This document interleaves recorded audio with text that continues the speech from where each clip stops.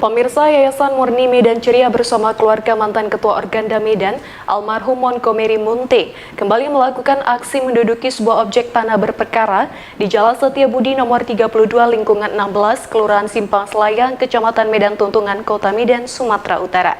Mereka mengklaim lahan yang di atasnya saat ini berdiri bangunan milik Yayasan Bahtera Nuh adalah lahan milik Yayasan Medan Ceria dan bukan milik Yusuf Palan Hutachulu yang kini menguasai lahan dan mengklaim diri sebagai pemilik lahan. Ratusan massa yang terdiri dari Yayasan Murni Medan Ceria bersama keluarga mantan Ketua Organda Medan, almarhum Montgomery Munte, kembali menduduki sebuah objek tanah berperkara di Jalan Setiabudi nomor 32 lingkungan 16, Kelurahan Simpang Selayang, Kecamatan Medan Tuntungan, Kota Medan, Sumatera Utara, Rabu siang kemarin. Mereka mengklaim lahan yang di atasnya saat ini berdiri bangunan Yayasan Bahtera Nuh adalah lahan milik Yayasan Medan Ceria dan bukan milik Yusuf Palan Hutachulu yang kini menguasai lahan dan mengklaim diri sebagai pemilik lahan.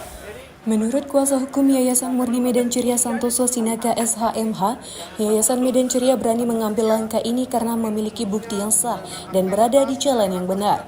Dan mereka menunggu itikat baik Yusuf Hutachulu selaku Ketua Yayasan Bahtera Nuh untuk segera meninggalkan lahan milik Yayasan Murni Medan Ceria. Massa Yayasan Murni Medan Ceria menduduki lahan sengketa dengan menggelar tikar di lokasi dan memasang spanduk bertuliskan lahan ini milik Yayasan Murni Medan Ceria. Aksi ini juga mendapat perhatian dari tokoh masyarakat Daniel Alexander Panggabean yang juga turun ke lokasi. Diketahui tanah sengketa merupakan milik mendiang Montgomery Munte yang dibeli atas nama Yayasan Medan Ceria dan sebelumnya juga telah digugat keluarga melalui kuasa hukumnya terhadap Yayasan Bahtera Nuh dan Yusuf Palan Hutachulu sebagai tergugat.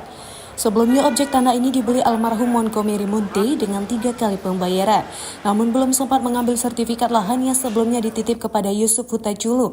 Almarhum Montgomery Munte meninggal dunia, hingga Yusuf Hutachulu menguasai lahan sampai sekarang ini. Hari ini kita menduduki apa yang menjadi aset kita. Kalau dibilang kita menyerobot, tidak. Intinya kita yang diserobot hari ini.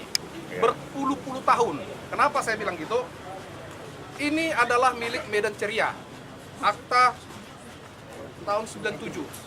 Medan Ceria lah membeli ini. Alasannya Pak Montgomery Munte bertindak dan atas nama Yayasan Medan Ceria. Jelas. Kuasa jelas.